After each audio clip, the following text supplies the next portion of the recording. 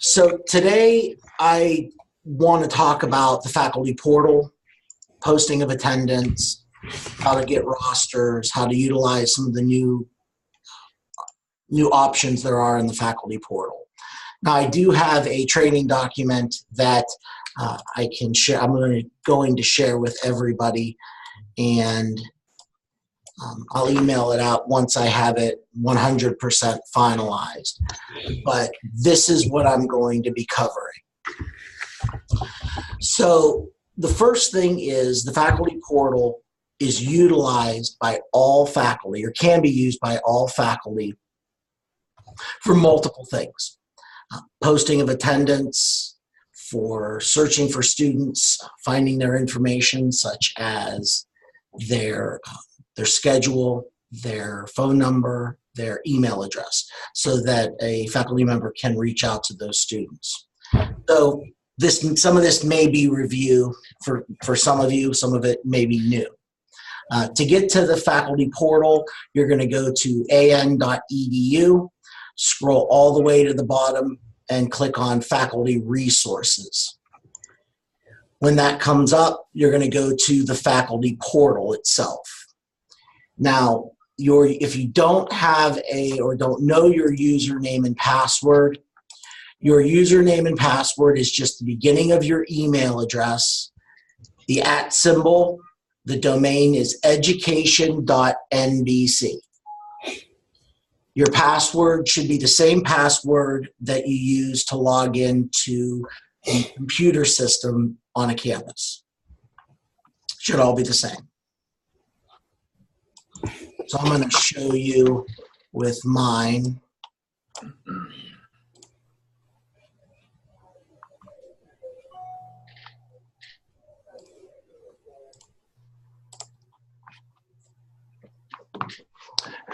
So the first thing that comes up is we have our global navigation bar here on the left-hand side. And in the training document, first thing I show you is you can add to the top of your faculty portal some quick links, which are basically that global navigation bar in another format. So if you'd like to navigate this way, you can do that as well, just by clicking Show Quick Links.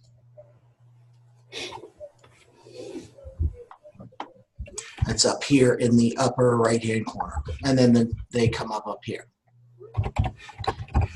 For finding student information, you're going to click Students and then Student Information.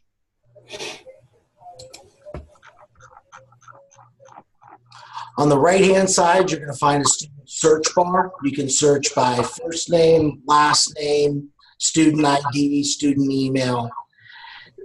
The key here is faculty will only be able to search for students in their classes. They're not going to have access to everybody. So if I search for myself, we get a new pop-up window, and I can find myself here. I think I have more access. Is that correct, Diana? Yeah, you actually have access more than the instructor. Are you able to pull by class, or do you have to search by student? You can search by student. I'm going to use Dave's account.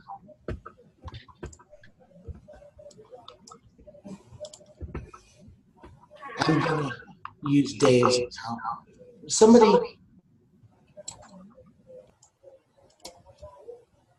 Oh, there's an echo.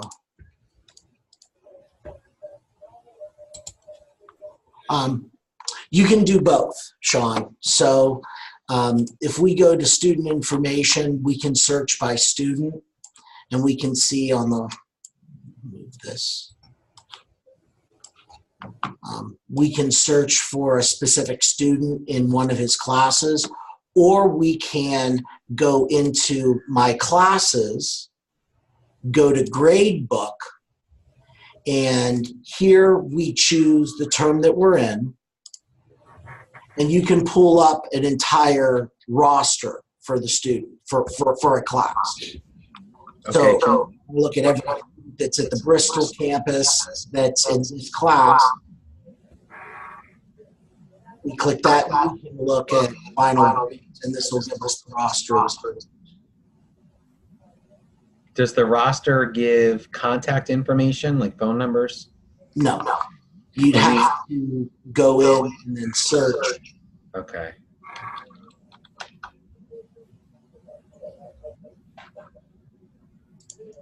The window will come up. I select Sarah Tester. Now, you'll notice that it didn't pop up with her information, but she is selected here. So to get her actual information, I have to go back to my student information. And now Sarah's. Right.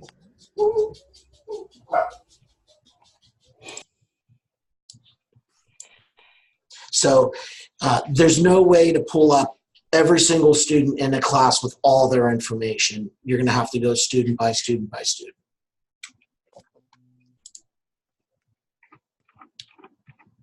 So make sure you select your student and then go back to that student information page, and it'll have all their information. There is a way to click on the email address, either their primary student email address or perhaps their personal email address, and you can send them a direct email. And I haven't tested to see about if they reply back to you, but I'm pretty sure it will actually just open up. As you can see, I did it with Sarah, and it's coming out of my an.edu email account. So if she replies back, it should come directly back to that account. But I have not done a physical test on this yet.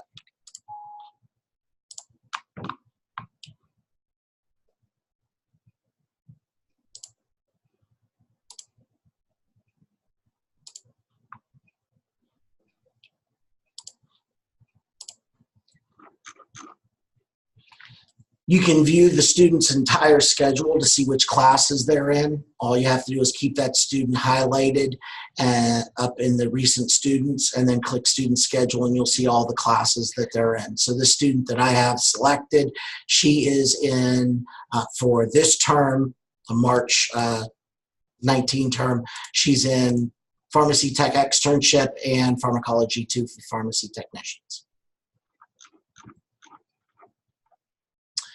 Now, for faculty to look at their information, we want to go to look at their entire schedule. They will click My Classes, their class schedule, and make sure that they've selected the correct term. Multiple terms often show up. And as you can see, the April term for this member, it's blank because there are no classes running. So changing that will populate the actual classes. Now, you'll notice that there are multiple yellow boxes all over the place. The PTA 176 on a Sunday at 7:30. These are the imports of the Canvas attendance. They're not the actual times and days of the classes. So you have to be careful. If we go to another week, you can see here, these are the classes. These are the actual days and times. They start at 9, they end at 1, Monday, Tuesday, Wednesday. But he's got all of these other ones populated as students are performing work in Canvas, and that 1 hour of attendance is being pushed into Campus Nexus. So just looking at this schedule, it's showing both.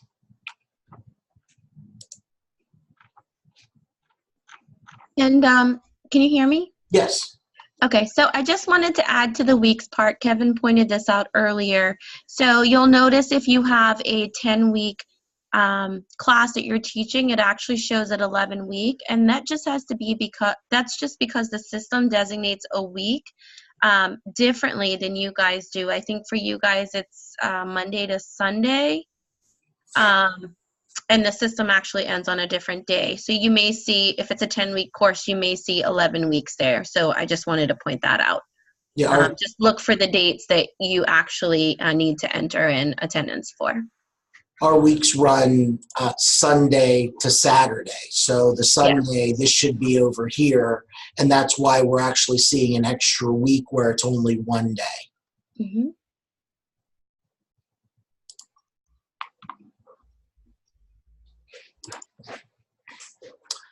Posting attendance, and this is only for ground and global learning classes. Online attendance is still being brought in from Canvas. So the first thing is the instructor needs to go to My Classes, and then they're going to click Gradebook. Now, a couple things that I want to point out. Every single Global Learn class that is a receive will have its own individual class where attendance needs to be posted. So for instance, this is my Med 225 class. I have, I think, 6 of these. So I have to make sure I post attendance in all of them and not miss one. When you click on one of those, you will actually see your monthly calendar. Now, in the past, we've seen days that are orange or whatever salmon color this is that requires posting. But today we're seeing all kinds of green boxes, and we may even see a green box on the day that I need to post. This is because Canvas is importing its attendance into each of these days, and it's turning the box green, telling you that it was posted. But instructors have to be aware that they may still need to go in, they still need to go into that specific day and post their Global Learn attendance. And I can show you an example of that. So if we go to Gradebook, I gotta find one that it occurs with. So this class is on Tuesdays. You'll see here that there are actually 2 start times. The 9 o'clock start time is the Global Learn start time, and this is where we have to post the Global Learn attendance. The 8:41 attendance is actually a Canvas import of attendance. Instructors are never to change the Canvas import of attendance. Sometimes when there are more than one student, down here for this type of attendance, there will be an edit button. And the instructor can edit the attendance that was imported by Canvas, but they're never to change that. They're only to, yes, Sean?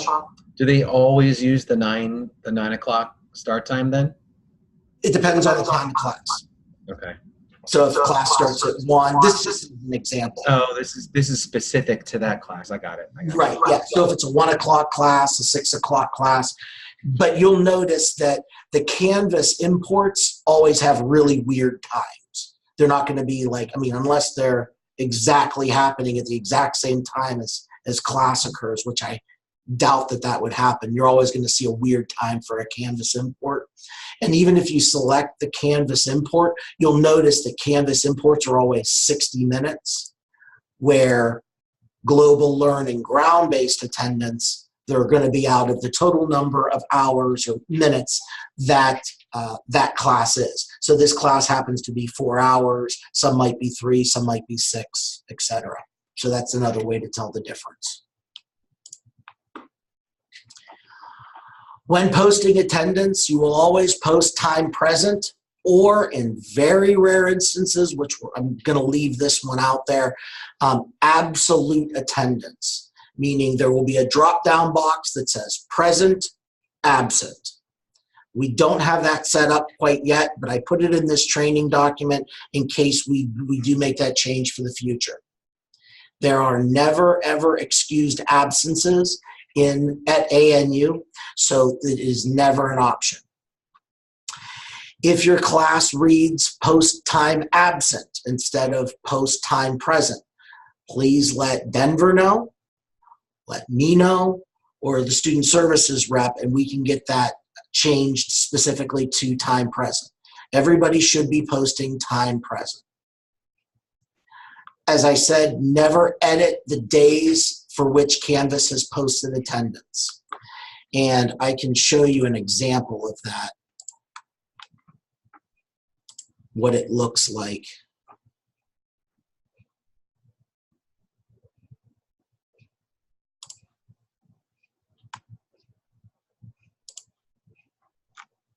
So you can see here, this is a Canvas posted attendance.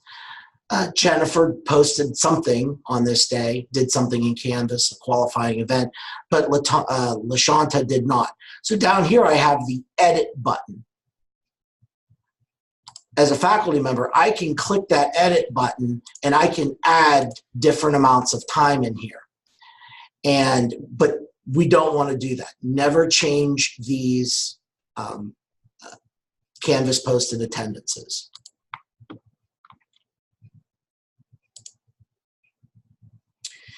Be careful when you're teaching Global Learn or ground classes. Sometimes you'll have multiple pages.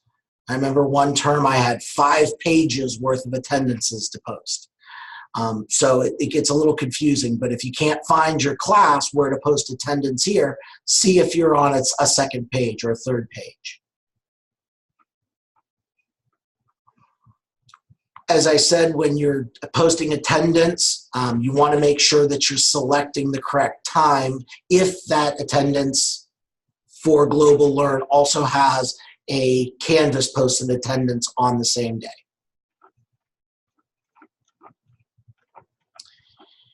Here's the big change for term 192. For term 192, we will not be importing final letter grades from Canvas. We will manually be entering final letter grades into the faculty portal. I'm going to repeat that. Grades will not be imported from Canvas for term 192, which is next week. Faculty will have to go in for all classes, ground, Global Learn, and online classes, and they will need to manually enter the final letter grade. So that message will be coming from me as well, and that'll be going to all faculty, all campus directors, DOEs, DHSEs, department chairs, and deans. So as of today, it's 192 moving forward. However, we're hoping that we can get something in place for 193.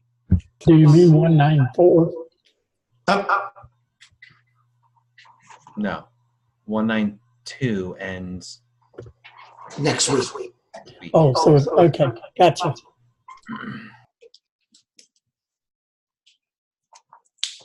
Now, this may be review for some, like me, who was here before we had Blackboard.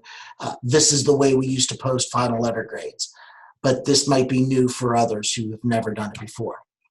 So to post final letter grades, the instructor goes to classes, they go to gradebook, they select the class that they want to post final letter grades for.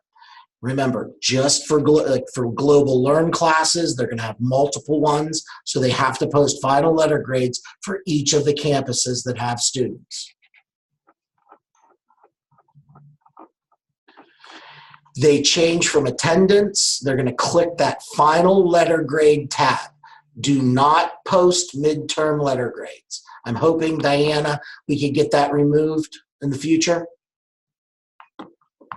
I am working on it. No problem. Don't post midterm, it's only final letter grades. All the instructor is going to put in is the final letter grade. We do not want numeric grades. Only the final letter grades. This is an all or nothing event. So the instructor has to give everybody letter grades before they submit final letter grades, because once they click submit, it's over. They cannot go back and change final letter grades. We'll have to get Jessica's team to make any changes. Kevin, I had a question on that. Yeah. So in the past, we used to have to put in not just the letter grade, but also the numeric grade. So that's going to be set in stone. It's just going to be the letter grade, right? And I do apologize. My internet went out and I had to call in on my phone. So I'm holding it. So I'm hoping I'm not shaking too much. So it's just going to be the letter grade, right? Yes, correct. Just the letter Okay. grade. All right. Thanks for clarifying that. Mm-hmm. The only acceptable letter grades, A, B, C, D, or F, unless it is a pass or fail class, such as Med 298EX, that will get a PP or an FF. And an instructor can give an I only if it's approved by student services, campus director, the proper paperwork is submitted before by them. If you're teaching orientation, you'll also see an OC and OI grades. That's orientation complete and orientation incomplete. You don't need to look at any of the other letter grades that may pop up with this, because there's a bunch of them. But these are the ones you want to use. No other ones will be acceptable. Make sure you put all the grades in at the same time. You will not be able to go back and enter missing grades or adjust grades. Make sure that your grading in Canvas is complete, putting in all the zeros as the term goes before you enter final letter grades. Your final letter grade in Canvas must match the final letter grade you place into the faculty portal. They have to match. Any questions on that? Yeah, I have a question on that because the inevitable probably will happen where someone makes a mistake with this. Will we have to email student services, or will we have to go into Campus Nexus and fix it? Or how is that going to be resolved if someone actually doesn't put if the grades don't match Canvas, or they make a mistake and they hit You have to submit fill out a and they have grade change everything form. in? You have to fill out a grade change form. Okay. All right. Thank you. That's why it's so important that all assignments in the class have zeros or some grade affiliated with it in the grade book before we enter final grades.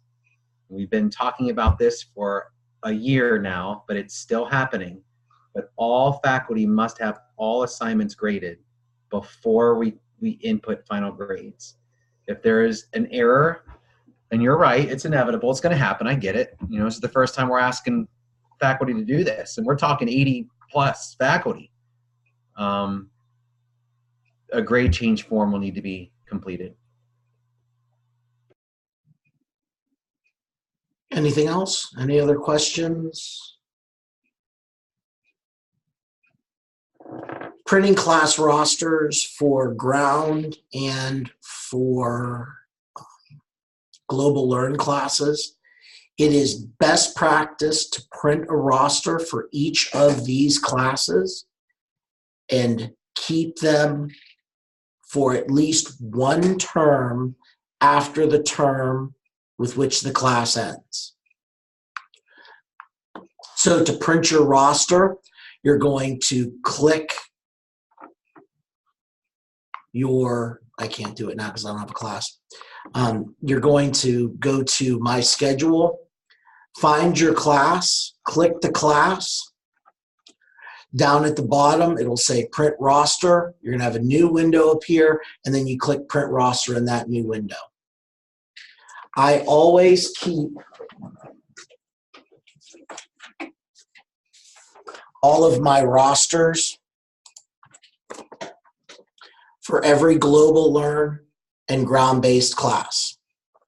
I write in whether they were here or not. I sign it when I put the attendance into the portal, and then I keep each of these for at least one term. Best practice. Just in case there's an issue with attendance, somebody's questioning it, I have every single, actually I have these going back about 5 years, but I keep a lot of documentation. Best practice. That's what I have for the portal. I think we might be making some more changes going forward, but for right now, that's what we've got. I'm going to send out this document to everybody. I'm going to have faculty training tomorrow, trying to get it scheduled for 5 o'clock in the afternoon for all faculty. And then I can hold another one on Friday if needed. Questions? Kevin, I have a question. I thought there was a way to enter notes in the portal for students. Is that not an option, or? So we haven't turned on the notes. And Diana, if you're still on, yesterday when we were on the program director call, Russell said that he had used notes in the portal before, but they don't go into the activity manager or the contact manager. And we didn't really discuss, do we want to turn those notes on in the faculty portal? Where do they go? All that good stuff. So I'm going to say right now they're not turned on, but that may change in the future based on what Sean and Diana and Jess would like. Yeah, so just to piggyback on that, we've kind of had to jump on this bandwagon of getting the portal up and running so you guys can enter grades, since we're no longer able to feed them through from Canvas via script. So we've kind of gone in and cleaned up the portal based on what you guys had before, which is what you see now.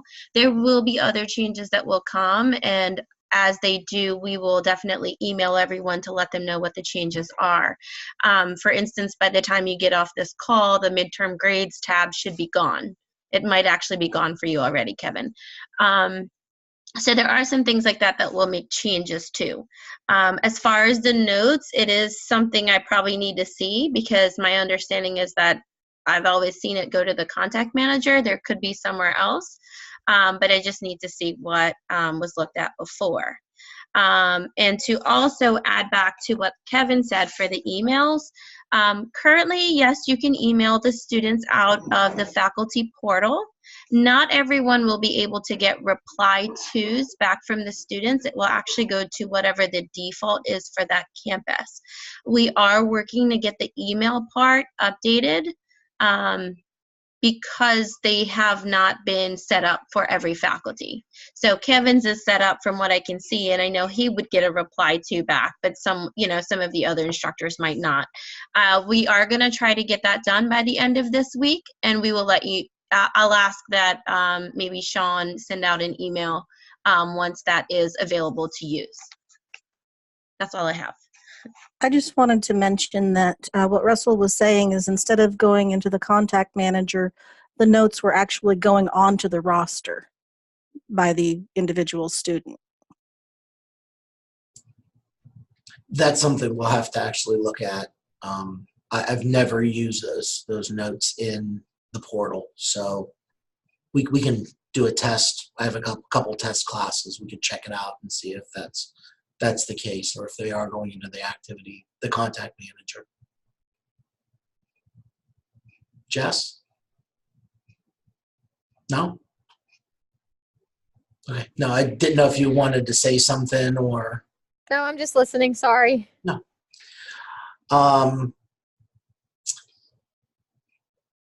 If you have questions, or if any of your faculty have questions, just tell them to email or call me. I think I got a pretty good idea of how to fix most issues with the faculty portal and its posting of attendance and anything like that. So just have them contact me directly. And I would also advise this week that you guys log in, make sure you can see your classes, see if there's any issues, anything that could be missing, any questions you have, so we can try to deal with those before you have to put grades in next week when the courses end. Okay, that's all I got if no one else has any other questions. Okay, Thanks, everybody. Thank you. Bye. Thank you. Thank you.